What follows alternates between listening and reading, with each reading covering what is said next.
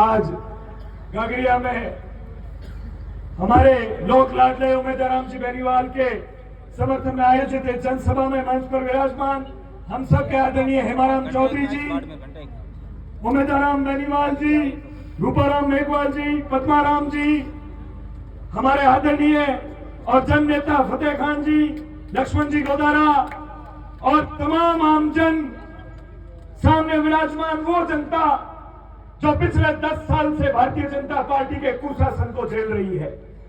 सामने विराजमान वो जनता जो पिछले 5 साल से यहाँ के एमपी जो अभी भी नॉमिनेशन के बाद दिख नहीं रहे हैं, टिकट मिलने के बाद भी दिख नहीं रहे, जनता के बीच में नहीं आए, उनके झूठे वादों को सुनने वाली है जनता।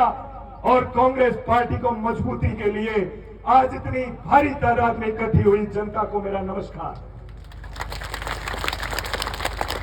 मैं कुछ बातें मेरे युवा साथियों को कहना चाहता हूं, वो बातें जो हमारे भविष्य को बनाएगी, वो बातें जो हम तमाम हमारे उम्मीदवारों से पूछना चाहते हैं कि आप हमारे लिए क्या करोगे। वो बातें जो हम भारतीय जनता पार्टी के उम्मीदवार से पूछेंगे, जो निर्दलीय से पूछेंगे, जो कांग्रेस पार्टी के उम्मीदवार से पूछेंगे। व्यवहार में तुम सब अच्छे हो, लेकिन काम क्या करोगे। भारतीय जनता पार्टी के उम्मीदवार को कहना चाहता हूं, 5 साल तक तो तुम भाग लिए, झूठे वादे कर लिए।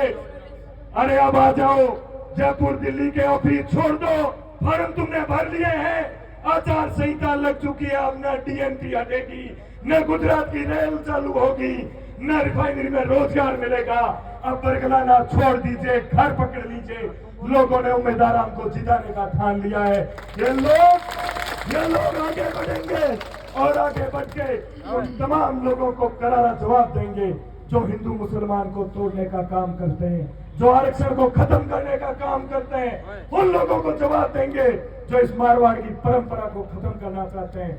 उन लोगों को जवाब देंगे जो हमारे सीधे साधे इंसान संघर्ष के पर्याय आदरणीय उमेदराम जी को काले झंडे दिखाते हैं। उन लोगों को जवाब देंगे जो टोलों के ऊपर दादागिरी करते हैं। अरे भाइयों, ऊंट कूदो को नहीं, बोरा पेल कूद रहा है। बोरा ना समझो, 26 तारीख दूर है। अच्छा, 26 तारीख तक मजे कूदो, सामान बिखर जाती। उमेदराम के साथ में ये बाड़मेर जैसलमेर की जनता है, जवाब देगी ये और तुमसे पूछेगी कि तुमने 5 साल का जो सौगंध खाई थी, कसमें खाई थी शिव की जनता के बीच में कि मैं तुम्हारे बीच में रह करके काम करूंगा, एक बार मेरे पर विश्वास करो।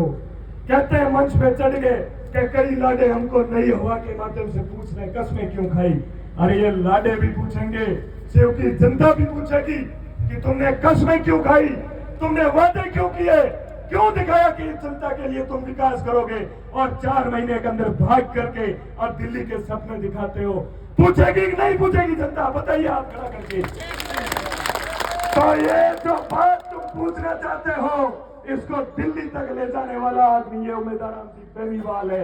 इस आदमी ने संघर्ष किया है, इस आदमी को काम कराना आता है, मारवाड़ की परंपरा को आगे ले जाना आता है। इस आदमी ने 2 चुनाव कांग्रेस पार्टी के खिलाफ लड़े, लेकिन कभी भी गलत भाषा और गलत व्यवहार का उपयोग नहीं किया। उसी की बदौलत आज बड़े प्रेम और भाईचारे से इनके कार्यकर्ता और ये लोग इस कांग्रेस पार्टी के साथ में इस मंच पर बैठे हैं, प्रेम से बैठे हैं। कभी इन्होंने जाति को तोड़ने की बात नहीं करी, कभी धर्म को तोड़ने की बात नहीं करी। और जो तीसरे और चौथे दौड़ रहे हैं वो खुद को बीजेपी का सदस्य बताते हैं।